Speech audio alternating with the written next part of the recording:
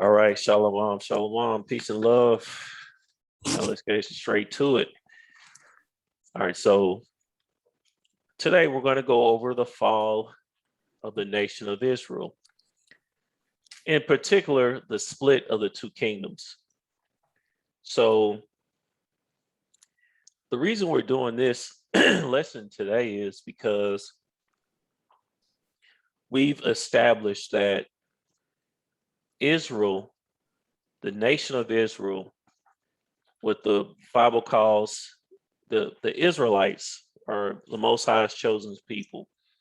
So since we know that the Most High's chosen people are the Israelites, it would make sense that the Israelites, their kingdom, is the most important kingdom there is on earth.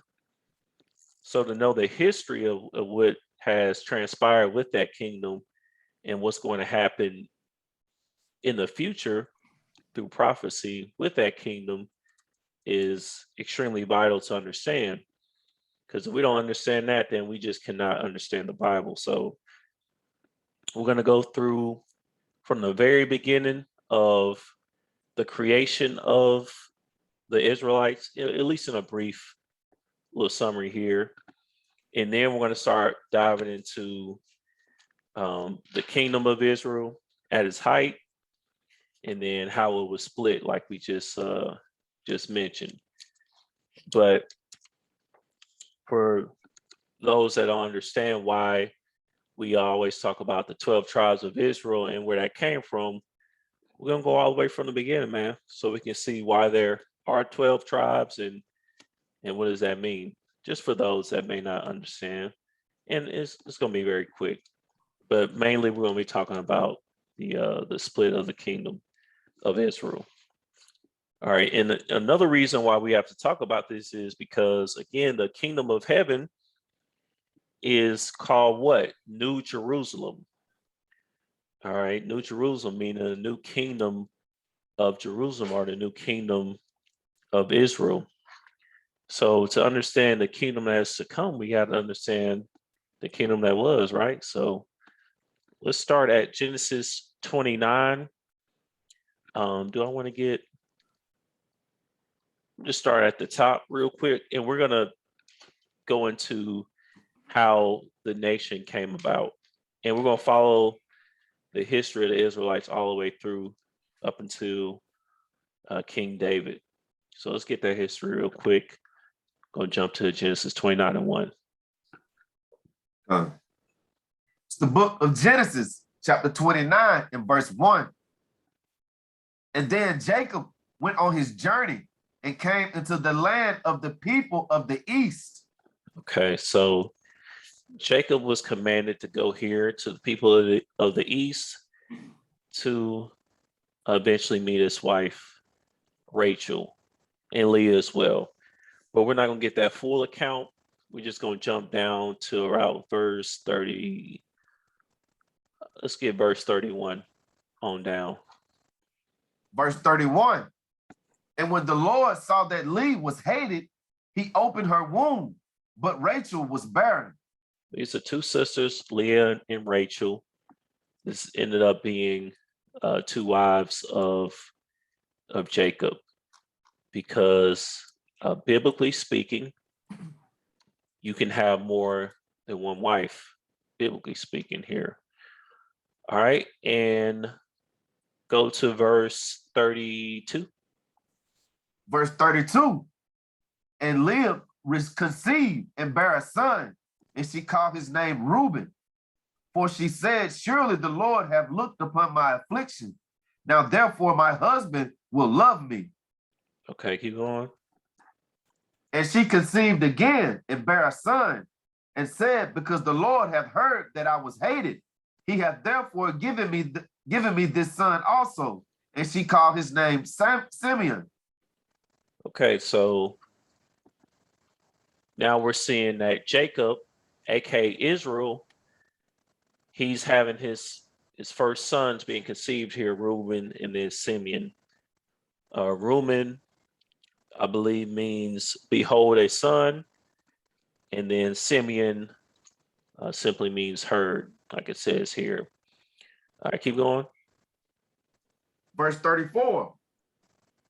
And she conceived again and bare a son, and said, now this time my husband be joined unto me, because I have borne him 3 sons. Therefore was his name called Levi. So Levi means joined to. So this is a third son that was born. Keep going. Verse 35. And she conceived again and bare a son. And she said, now I will praise the Lord. Therefore she called his name Judah and left bearing. All right. So Judah, that means to be praised or just praised. But I got this account really quickly so we can see why there are 12 tribes of Israel. All right. So Reuben, Simeon, Levi, and Judah are the names of 4 of the 12 tribes of Israel. And it's, it's going to continue to give us the accounts of the other sons as well. And we don't have to get all of it, but I wanted to at least grab this because I don't think we've ever talked about it explicitly.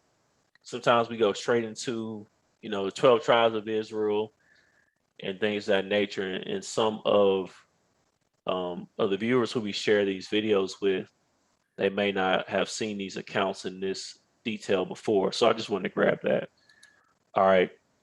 Just so you understand that 12 tribes of Israel are 12 sons of the man Jacob, who was later named Israel. All right. But again, we're going to follow the history all the way through. So we see Dan, Naphtali, which means to wrestle. All right. And the rest of the sons as well. Asher. All right. I had this up. We don't have to go through this per se. And then Joseph as well. The church teaches you about Joseph. So I know most people that's familiar with the scriptures are familiar with Joseph. All right. Grab this real quick. Exodus 1:1 through 4. It's the book of Exodus, chapter 1 and verse 1. Now these are the names of the children of Israel, which came into Egypt.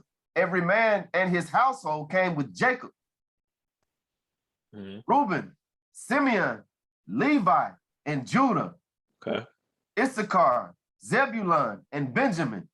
Dan, Naphtali, Gad, and Asher. Okay. So these are Jacob's son, the children of Israel. That's where that comes from. Okay.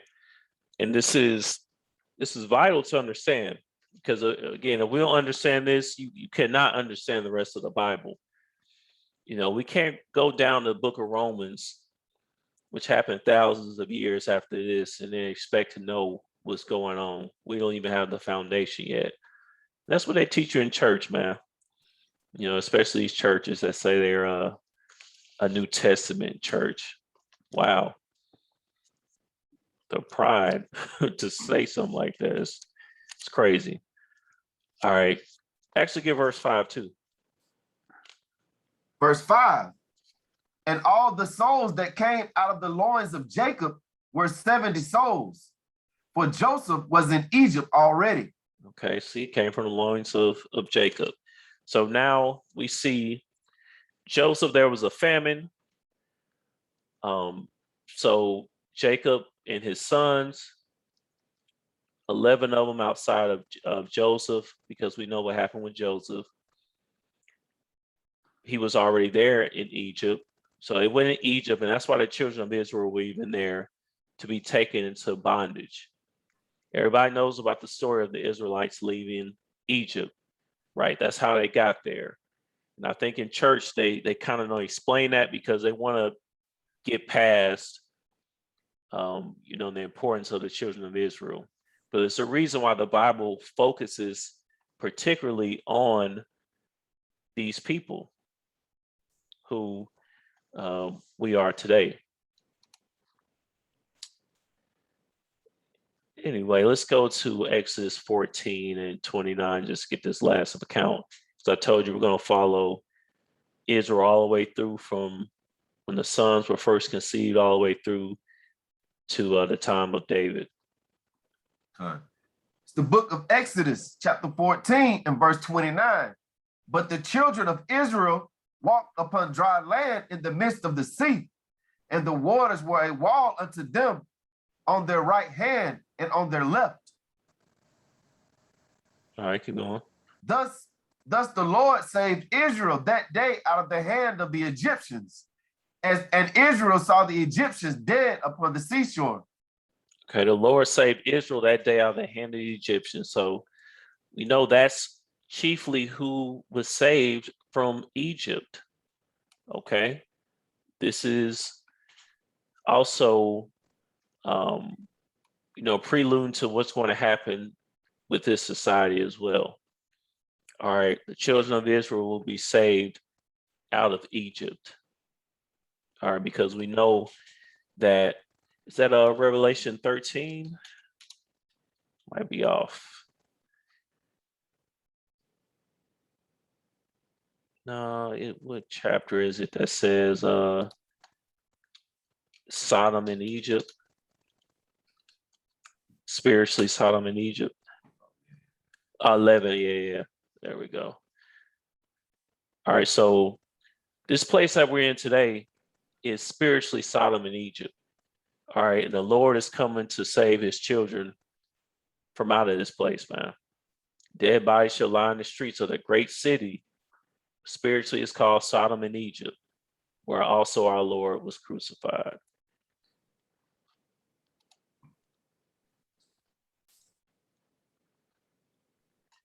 All right, and I read verse 31. Book of Exodus, chapter 14 and verse 31. And Israel saw that great work which the Lord did upon the Egyptians. And the people feared the Lord and believed the Lord and his servant Moses. All right, at least for that time. So we know that Israel was promised a land flowing with milk and honey. All right. That's what we were promised after we left out of Egypt. There was a lot of stuff that happened at that time, but we finally got there to the land, which was before named Canaan. Then we got there, and the tribes, the 12 tribes, their inheritance was split with lands, and we're going to show those lands in a second. But brothers, stay with me. Again, I just wanted to go all the way through the history, so to get the most context, well, I won't say the most context as possible, but to get a greater amount of context and really take our time with it. So that way, when we start talking about the 12 tribes being split, we have a better visual of what that looks like and why. So let's get the book of Joshua, chapter 14 and verse 1. Good. It's the book of Joshua, chapter 14 and verse 1. And it reads, and these are the countries which the children of Israel inherited in the land of Canaan, which Eleazar the priest and Joshua the son of Nun and the heads of the fathers of the tribes of the children of Israel distributed for inheritance to them. All right. So, the inheritance was split. Keep going. Verse 2, by lot was their inheritance, as the Lord commanded by the hands of Moses for the 9 tribes and for the half tribe. Because 2.5 were already, they already had their land. Well, we're going to get there in verse 3, though. Keep going. Verse 3, for Moses had given the inheritance of 2 tribes and a half tribe on the other side of Jordan, but unto the Levites he gave none inheritance among them. So the Levites didn't have an inheritance of land. That's why they received tithes. That's another thing that the church just completely glosses over. That's how I know they're not teaching this, because if they did, you would understand why the children of Israel gave tithes to the Levites. And it wasn't just a bunch of random people having church and giving money away, because, for the most part, only the children of Israel even worship the Most High. And in these other customs, they probably weren't doing tithes. They doing their own stuff, sacrificing babies and all of the wickedness they got going on. It's like people think, they look at the Bible in a modern sense where they think that all nations of people have always proclaimed themselves to be Christian, and that's not the case. The world wasn't always a bunch of, lukewarm Christians. Okay, it used to be people just straight up and down. They knew they were pagan worshipers, and they had no problem with it. But anyway, that's a aside. Keep going. Verse 4. For the children of Joseph were two tribes, Manasseh and Ephraim. Therefore they gave no part unto the Levites in the land, save the cities to dwell in, with their suburbs for their cattle and for their substance. And verse 5. Verse 5, as the Lord commanded Moses, so the children of Israel did, and they divided the land. Okay, so they divided the land. That's what we have here. You see Judah and Benjamin is towards the south, even though you have Simeon in here. It's still considered Northern Kingdom. That's just where their inheritance is. But you see Judah and Benjamin, which is, always been universally known as the Southern Kingdom, or, two of the southern tribes per se. They're here towards the south of Israel. All right, this is the way the land was inherited or split for their inheritance. Dan, Ephraim, Gad, Reuben, Manasseh. See, Manasseh has a pretty big portion, but they thought that their land was too small, really. A lot of the tribes did. Issachar, Zebulun, Naphtali, and Asher. Okay, and another thing you see here, now look over here, Asher and Naphtali versus like down here, Simeon and Judah. This is a pretty good distance away. So just like we talked about not too long ago with the strangers and the sojourners of the same nation of people, you can see how, you can be Naphtali or Manasseh even, and you haven't even been down here, to tribe of Reuben, this land, either ever or in a while. Like, for example, in Judges, the 12th chapter, we see that the tribes even had different dialects. Just like in New York, we're all the same people, right? But you can see a Black person in New York or New Orleans or, like where I'm originally from in California, and we talk differently. A lot of the tribes were known to even develop their own dialects. And that's important to understand because when you get down to, the quote unquote New Testament, you start to see why these tribes were labeled as Gentiles and things of that nature. Just because they were the same people does not mean that they, weren't foreign to each other in certain aspects. Again, that's Judges, the 12th chapter. You see there's different dialects, even within the 12 tribes of Israel. All right. And this is also a map showing the split of the kingdoms, but we're going to talk about that in a second. I just want to have this pulled up as well. Judah and Israel. All right. Now, let's go straight into King David. All right. So again, Joshua, the book of Joshua is showing the conquest of the land, us taking over, establishing the country known as Israel. And also, after that, we had the book of Judges where there wasn't a king yet. And the judges were pretty much as acting kings at that time. And then after that, you finally had the last judge, which was Saul, which was Samuel, actually, excuse me, Samuel. And then Saul was promoted to king. So that King Saul was the first king. So after that, with his iniquity, we had King David. So we don't skip up to King David, but we follow the history all the way through here to King David. So now let's talk about King David. and how important he was and how the Most High looked at him.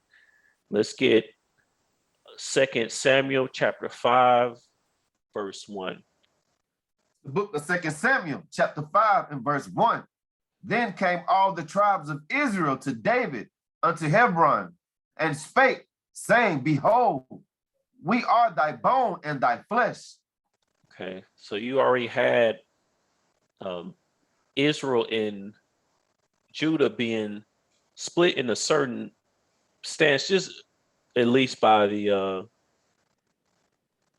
from a geographic standpoint. So that's why I said the kingdom, I mean the tribes of Israel. That was already referring to the northern kingdom. In the kingdom hasn't even been split yet. But keep going. Verse 2. Also in times past, when Saul was king over us, thou was he that led us out and brought us in Israel. And the Lord said to thee, Thou shalt feed my people Israel, and shalt be a captain over Israel. Okay, so that's why it says King David, or David king over all Israel. That means over all the tribes. Keep going. Verse 3. So all the elders of Israel came to the king in Hebron, and King David made a league with them in Hebron before the Lord, and they anointed David king over Israel. Okay, over all the tribes. Okay, read verse 5. You skip verse 5 here, just to verse 5. Verse 5. In Hebron he reigned over Judah 7 years and 6 months. And in Jerusalem he reigned 33 years over all Israel and Judah. Over all Israel and Judah. This is very important to understand. And the reason that I'm going through all of this is for later prophecies, because we're going to go right back to this stuff. All right. So this is the house of David. The tabernacle of David is the united kingdom of Israel and of Judah. All right. Thus saith the Lord. It's right here. Okay. And again, we can't understand future prophecies if we don't understand where this foundation was built from. Let's get verse 12. Verse 12. And David perceived that the Lord had established him king over Israel, and that he had exalted his kingdom for his people Israel's sake. Okay, the kingdom of Israel was exalted. Okay, this is supposed to be the closest thing to heaven on earth, is the kingdom of Israel. Okay, and emphasis on closest thing, because we know it's nothing close to the kingdom of heaven, where the Most High sits his throne at, but for us with mortal bodies. Okay, it's supposed to be a kingdom of righteousness, of riches, of wealth, of wisdom. Again, a land flowing with milk and honey, knowledge and wisdom. All right, let's get verse 13. Verse 13. And David took him more concubines and wives out of Jerusalem. And he was come from Hebron, and there were yet sons and daughters born to David. Okay, remember that for later. So he had wives and concubines already. Remember that for later. But I had pulled this up too. Just looking at the definition of the word David here. Says David, beloved. All right. David was one of the Most High's favorite people ever. And that's why you see him. I mean, look at this. David 1,000 times. You know, David was more vital to the scriptures than just, his fight with Goliath. That was just the beginning. That's why the Most High had his son come through the line of David, through the physical seed line of David, because he was beloved. They need to bring this out. If somebody has mentioned the scriptures 1,076 times, I mean, it should be something that should be covered. Right? I mean, look at this. They got mad precepts on King David, man. Look at this. Bringing it out. All these man, look at this. All right, but I just wanted to harp on that for a second. King David was beloved of the Most High, just like King Solomon was his son. All right. So let's get just to talk more about the importance of David quickly. And there's a reason we're getting into this. Let's get 2 Samuel chapter 7 and verse 12. It's the book of 2 Samuel chapter 7 and verse 12. And when thy days be fulfilled, and thou shalt sleep with thy fathers, I will set up thy seed after thee, which shall proceed out of thy bowels, and I will establish his kingdom. Okay. So this is deep because this is talking about King Solomon. It's talking about Christ all at the same time. Okay. So King Solomon came after King David. He was the next king. So that was his seed that was after thee, and which was established out of his bowels, and his kingdom was established. But this is how we know this is talking about Yahushua as well. Keep going. Verse 13, he shall build an house for my name, and I will establish the throne of his kingdom forever. You see, he's going to establish the throne of his kingdom forever. This is the part where it's no longer talking about King Solomon, because the kingdom of Israel for right now is no more. All right. When I say the kingdom, the physical aspect of the kingdom literally being there in Jerusalem. So, this is referring to Christ. All right. The only kingdom that is going to last forever is the kingdom of Israel. All right. That's it. We know that from several accounts in the scriptures, chiefly, in Daniel, the 7th chapter. All right. Keep going. Verse 14, I will be his father, and he shall be my son. If he commit iniquity, I will chasten him with the rod of men and with the stripes of the children of men.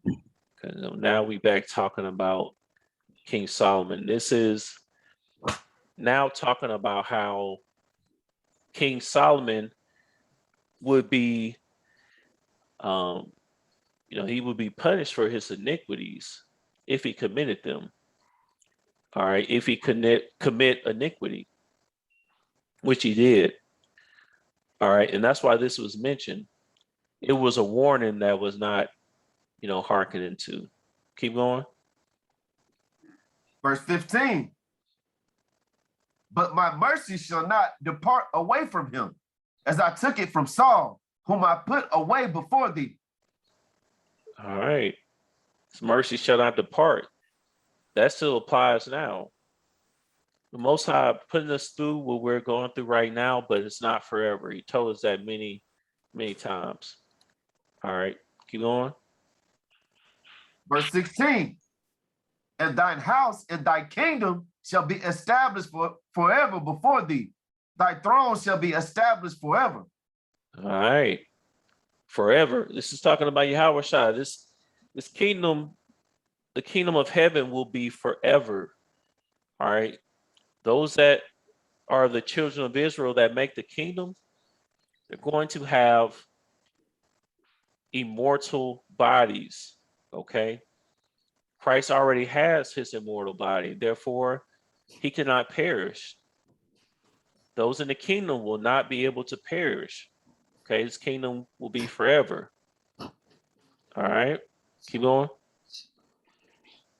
Verse 17, according to all these words and according to all this vision, so did Nathan speak unto David.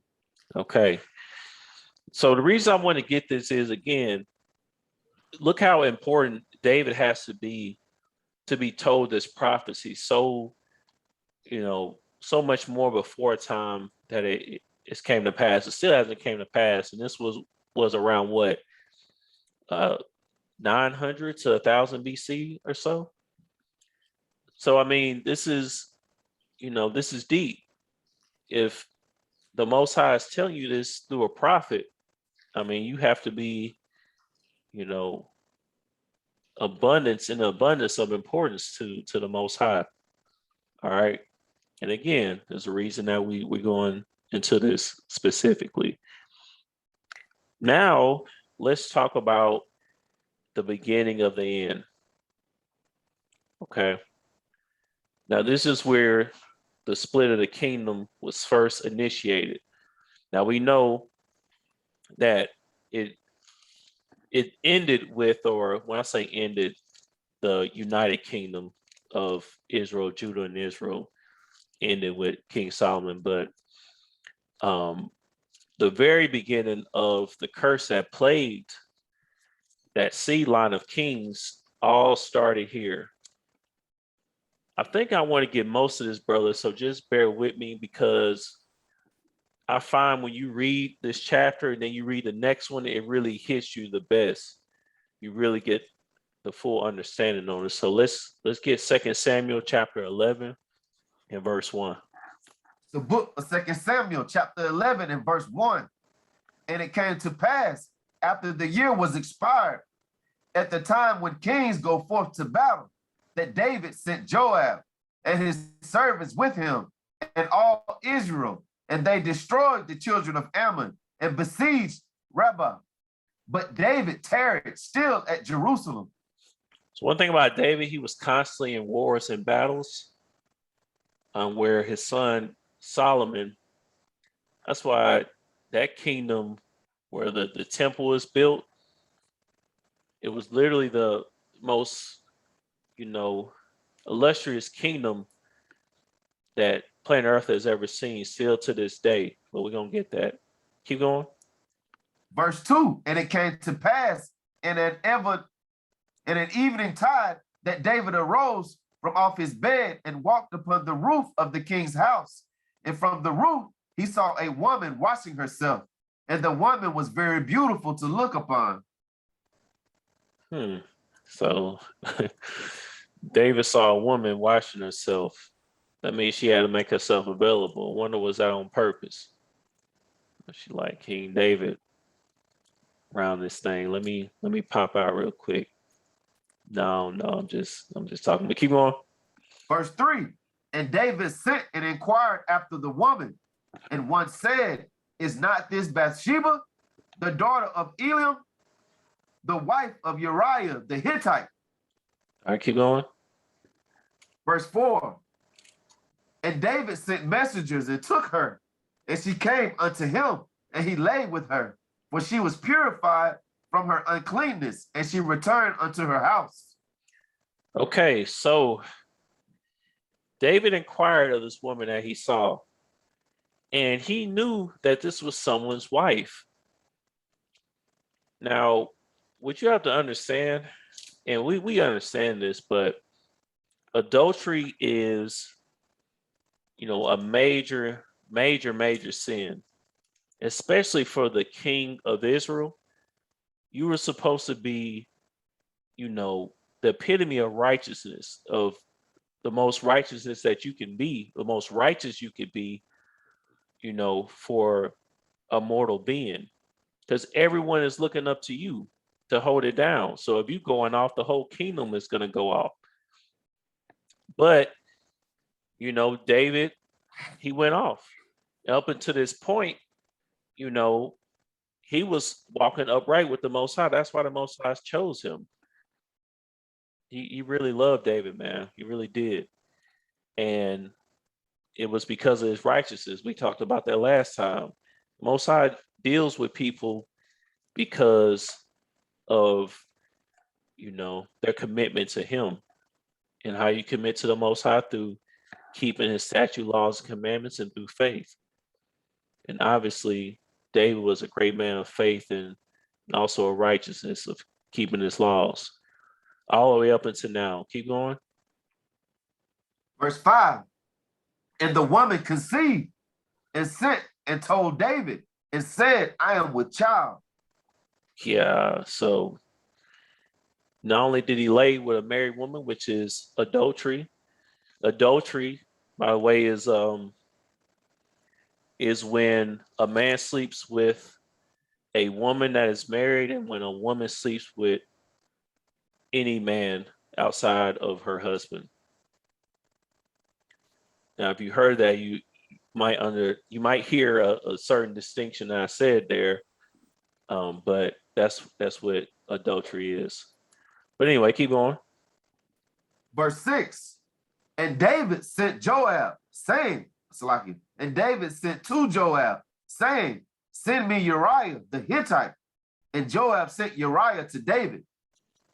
And Joab, boy, he was brothers that have read through, First and Second Samuel, and I believe First King. And Joab was something else, man. He did all the dirty work. Keep going. Verse 7. And when Uriah was come unto him, David demanded of him how Joab did, and how the people did, and how the war prospered. So he's asking Joab what's going on with the war and everything. But again, Bathsheba, which is Uriah's wife, she's now pregnant by David. And this is off because he committed adultery, which is a major, major sin. All right, keep going. Verse 8. And David said to Uriah, go down to thy house and wash thy feet. And Uriah departed out of the king's house, and there followed him a mess of meat from the king. All right, we'll probably skip down finally. Where do we want to pick back up at? Kind of more, David. Yeah, let's get verse 14. Verse 14. And it came to pass in the morning that David wrote a letter to Joab and sent it by the hand of Uriah. Keep going. And he wrote in the letter, saying, set ye Uriah in the forefront of the hottest battle, and retire ye from him, that he may be smitten and die. Keep in mind now, David gave this letter to Joab by the hand of Uriah. And this letter was about Uriah. Uriah was holding this death note and didn't even realize it because he ain't open it. So he the one that carried this letter to Joab, which told him, David, you see what David doing here? He's committed adultery. He's gotten this man's wife pregnant. Now he's trying to kill off the husband, the rightful, almost said owner, but I don't want to offend anybody. The rightful husband of Bathsheba.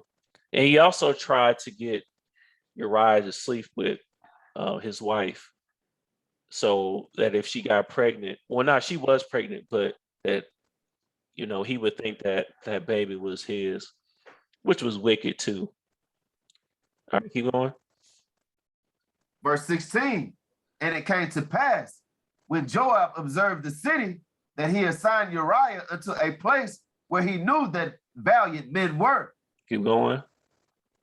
And the men of the city went out and fought with Joab. And there fell some of the people of the servants of David. And Uriah the Hittite died also. So David sent Uriah to the front of a battle where he knew that more than likely the people at the front of the line were going to get killed. So he didn't kill Uriah himself, but he indirectly did, because he put him in the line of fire. All right. And he's doing all this to try to hide his sin, because he knew he had no business even, getting this woman pregnant. And now he's trying to cover everything up. That's why he tried to get Uriah to sleep with his wife. But he didn't want to do that because of his commitment to King David. So he had to go another way about it. All right. So we got what I wanted to get out of that. Now let's get to the next chapter. Let's get 2 Samuel chapter 12 and start verse 1. It's the book of 2 Samuel chapter 12 and verse 1. And the Lord sent Nathan unto David, and he came unto him and said unto him, there were two men in one city, the one rich and the other poor. Okay, this is Nathan the prophet. Remember, the Most High speaks through his prophets. All right, so he's speaking unto Nathan to David. All right, two men in one city, one rich and one poor. Keep going. Verse 2, the rich man had exceeding many flocks and herds. Okay, keep going. But the poor man had nothing, save one little ewe lamb, which he had bought and nourished up, and it grew up together with him and with his children, and did eat of his own meat, and drank of his own cup, and lay in his bosom, and was unto him as a daughter. Okay, so the rich man had everything, flocks and herds. The poor man had nothing but one little ewe lamb. That's it. All right. And what is this referring to? Referring to Uriah and Bathsheba, because from this scripture you can tell that he was with Bathsheba. They probably grew up together. All right, and they were connected on a deep level. All right, they grew up together with him and with his children, did eat of his own meat and drank of his own cup, and lay with his bosom, and was unto him as a daughter. Meaning they had a strong connection outside of just them being husband and wife. All right, he really cared for her, and she, to a certain extent, cared for him, obviously. But we know what she did. I mean, that was King David, though. I mean, this is one of the most famous men on planet Earth. So you at that time, so you have to understand that, that King David, he get any woman he wanted at that time. It just is what it is. Keep going. Verse 4, and there came a traveler unto the rich man, and he spared to take off his own flock and of his own herd to dress for the wayfaring man that was come unto him, but took the poor man's lamb and dressed it for the man that was come to him. Wow. So the rich man had many flocks and herds. The poor man had but one lamb. All right. But this rich man, he's came and took the poor man's lamb and dressed it for the man that was coming to him. All right. So this is referring to King David taking Bathsheba, Uriah's wife. All right. Keep going. Verse 5, and David's anger was greatly kindled against the man. And he said to Nathan, as the Lord liveth, that man that have, it's like you, the man that have done this thing shall surely die. All right, and read verse 7. Verse 7, and Nathan said to David, thou art the man. Hold on. Hold on. Yo, I can't read this without laughing. So David was like, yo, this man needs to be put to death. And Nathan was like, bro, that's you. Thou art the man. Dude, that's you. All right. So I can't help but to laugh every time I see that. But yeah, that's what's happening here. David is hearing this parable, not realizing that it's about him. All right. And you see here, spared to take his own flock and his own herd, because remember we read earlier, David already had, a bunch of wives and concubines already. He didn't want to take of his own flock and his own herd, his own wives and his own concubines. He wanted to take another man's wife. He only had one, and he was a poor man. He didn't have the fame and the riches like King David did. But he wanted to take this man lamb. All right, that's off. Most High is not dealing with that. That's why most of the times adultery in real life gets dealt with a certain way. Your brothers spaz out and shoot both people and stuff like that. It's just not you know, instant judgment comes on those that deal with that. So, at least most of the time, there ain't nothing to play with. And the Most High letting us know that right now. All right, you can finish out verse 7. Verse 7. And Nathan said to David, thou art the man. Thus saith the Lord God of Israel, I anointed thee king over Israel, and I delivered thee out of the hand of Saul. Keep going. And I gave thee thy master's house and thy master's wife into thy bosom, and gave thee the house of Israel and Judah and of Judah. And if that had been too little, I would moreover have given unto thee such and such things. So I gave you the master's house, the master's wives, plural. So this is the Most High commissioned this, by the way. All right, Most High gave him multiple wives.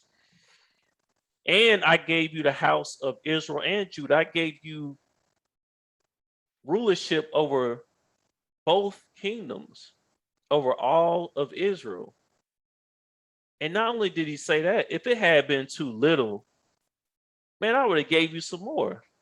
You want some more wives? You wanted more land? I would have gave you whatever you wanted because you're the beloved of the Most High. But you want to take this man's wife? And you already had everything. That doesn't make sense. Keep going. Verse 9. Wherefore hast thou despised the commandment of the Lord, to do evil in his sight? Thou hast killed Uriah the Hittite with the sword, and hast taken his wife to be thy wife, and hast slain him with the sword of the children of Ammon. It's something that I'm just now picking up on, just reading it now.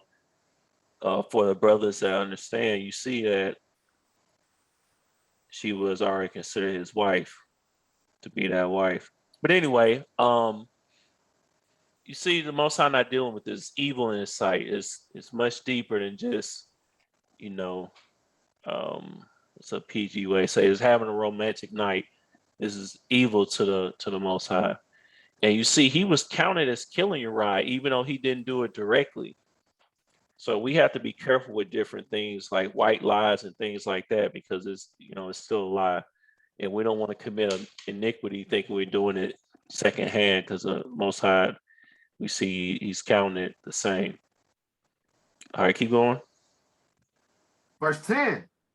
Now therefore the sword shall never depart from thine house, because thou hast despised me, and hast taken the wife of Uriah the Hittite to be thy wife. Okay, this is vital. This verse is vital right here. Now therefore the sword shall never depart from thine house.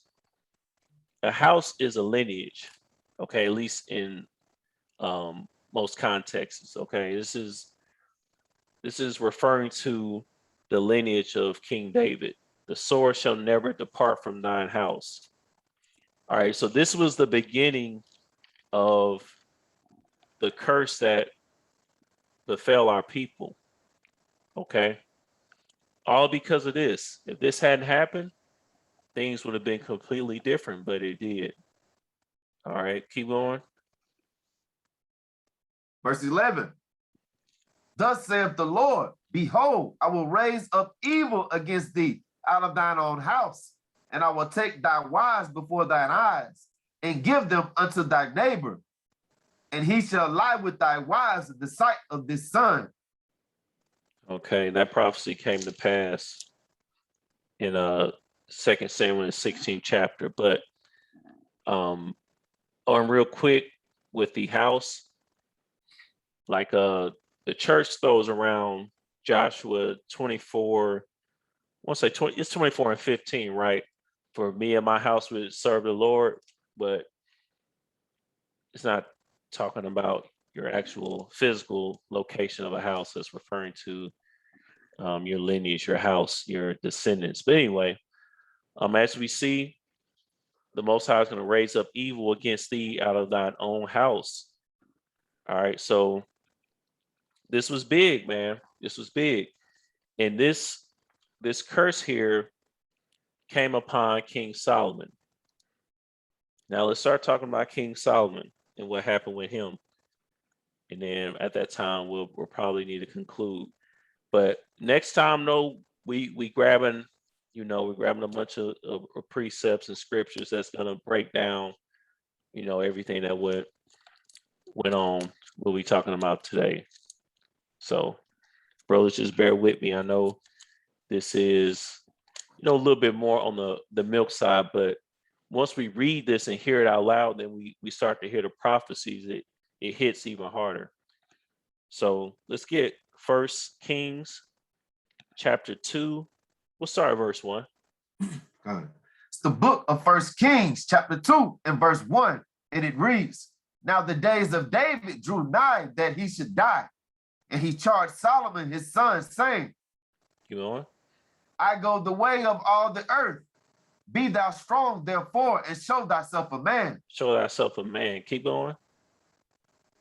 Verse 3, "And keep the charge of the Lord thy God, to walk in his ways, to keep his statutes and his commandments and his judgments and his testimonies, as it is written in the law of Moses, that thou mayest prosper in all thou doest, and whithersoever thou turnest thyself."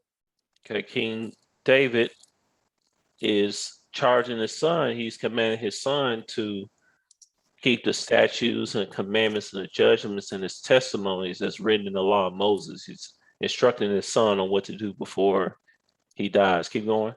Verse 4, "That the Lord may continue his word, which he spake concerning me, saying, If thy children take heed to their way, to walk before me in truth with all their heart and with all their soul, there shall not fail thee, said he, a man on the throne of Israel." That's why Yahweh's throne is never going to perish, because he's the righteous one without sin. See, this word still holds true today. All right, that's why Yahweh is going to rule forever. All right, if thy children take heed to thy way, to walk before me in truth with all their heart and with all their soul, there shall not fail thee, said he, a man of the throne of Israel. All right, it's talking about Yahweh.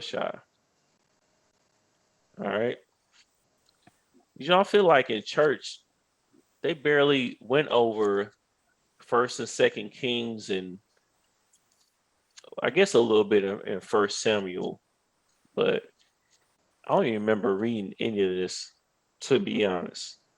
I don't recall much on about Bible being taught. Period.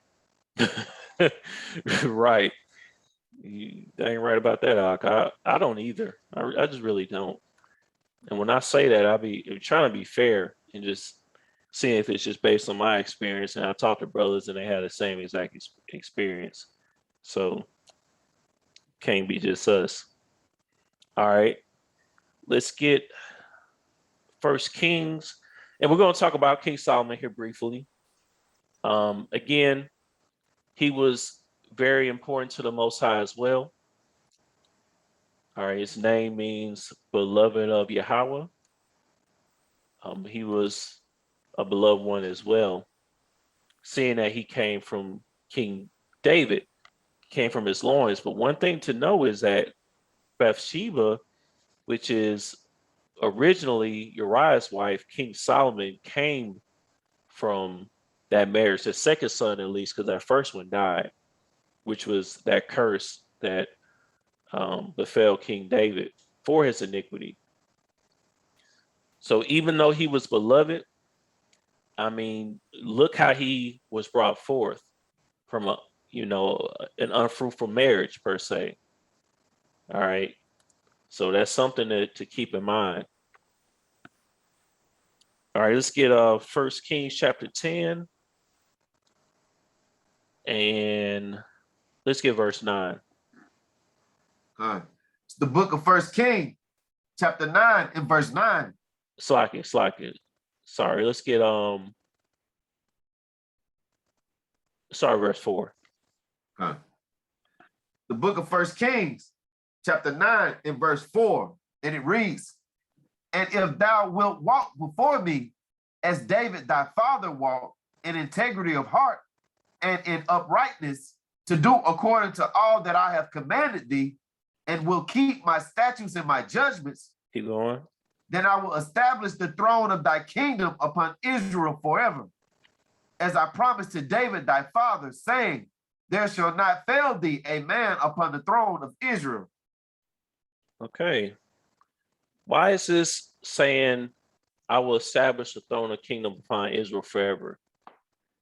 Because again, this is the same promise that was given to King David that King Solomon could not fulfill, or any of the other kings. All right, this is reserved for Yahushua. He's the only one that can keep this promise. But why is it through King David? Because in Matthew 1, you see Christ's lineage is all the way through King David.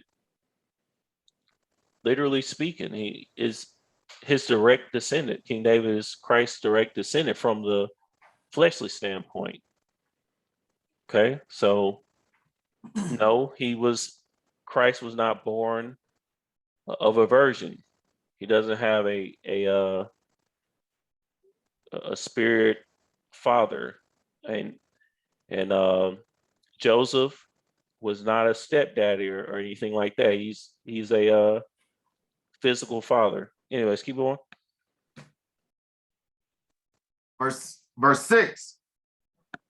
But if ye shall at all turn from following me, ye and your children, I will not keep my commandment and my statutes which I have set before you, but go and serve other gods and worship them. Okay. All right. So let's skip on down here.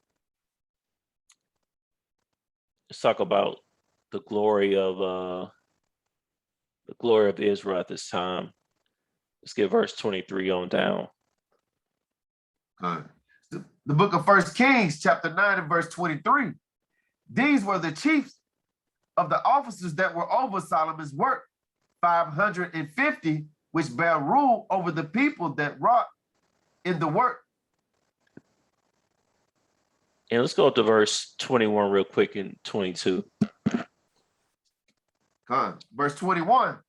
Their children that were left after them in the land, whom the children of Israel also were not able to utterly destroy, upon those did Solomon levy a tribute of bond service unto this day. Hey, I told you it's been going on for a long time, man. All right. It's always been a bond servant class of people. All right, keep going. Verse 22. But of the children of Israel did Solomon make no bondmen, but they were men of war, and his servants, and his princes, and his captains, and rulers of his chariots, and his horsemen. Because he followed the law. Remember, we read that in the law that the children of Israel are not to be bondmen. Okay. But of the other nations, levied a tribute of bond service. Okay. So let's get 1 Kings 10 and 9. All right. The book of 1 Kings, chapter 10 and verse 9. Blessed be the Lord thy God, which delighteth in thee, to set thee on the throne of Israel, because the Lord loved Israel forever. Therefore made he thee king to do judgment and justice. All right. And this is the chapter. That's why I was fumbling around so much. I was in the wrong chapter for a second. Now this is what I want. Okay. Let's get verse 23. Verse 23. So King Solomon exceeded all the kings of the earth for riches and for wisdom. Oh, okay. You see this now. There were other kings on earth. The kingdom of Israel is not the only kingdom. There were other heathen nations that had kings and queens and things of that nature. We read here in this chapter how the Queen of Sheba came from Egypt. All right, because she heard the fame of Solomon concerning the name of the Lord. All right, even though the nations that didn't worship the Most High knew what was going on. You see, it says concerning the name of the Lord. They ain't worship the Most High, but they knew who the real power was. And she came to Israel, very great train. All right. She wanted to see, his wisdom in real life, in person. See, she believed in not the words until I came. My eye has seen it. Mine eyes had seen it, and behold, the half was not told me. Thy wisdom and prosperity exceeded the fame which I heard. So when she saw it, the kingdom and King Solomon's wisdom, she was like, this ain't even a half of it.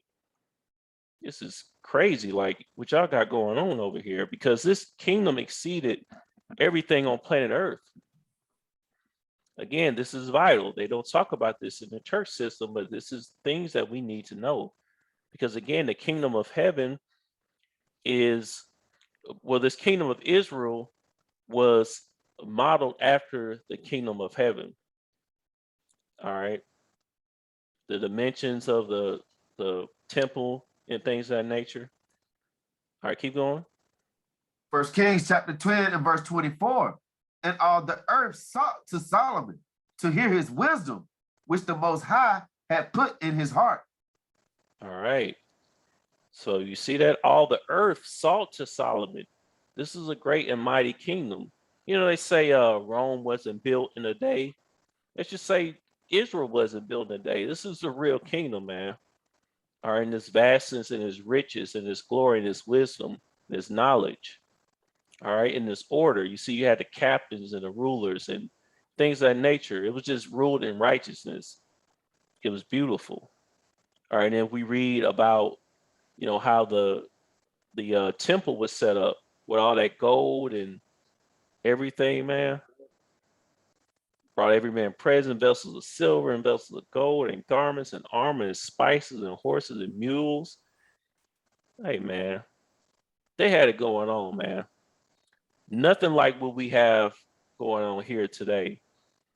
In Dubai and all this stuff ain't got nothing on this kingdom. All right, and definitely didn't have a ruler like King Solomon with his wisdom.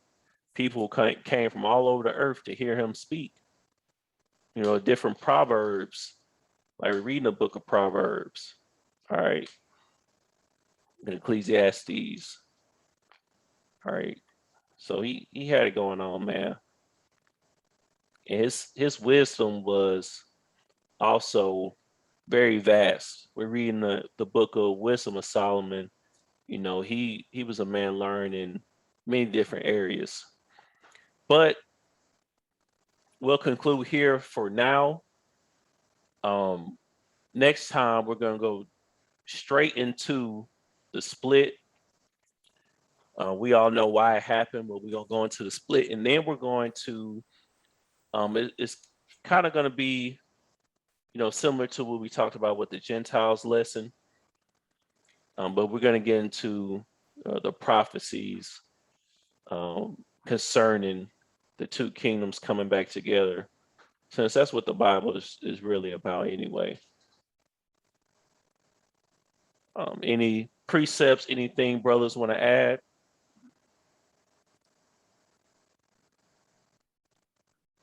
Cool. All right, with that, I conclude.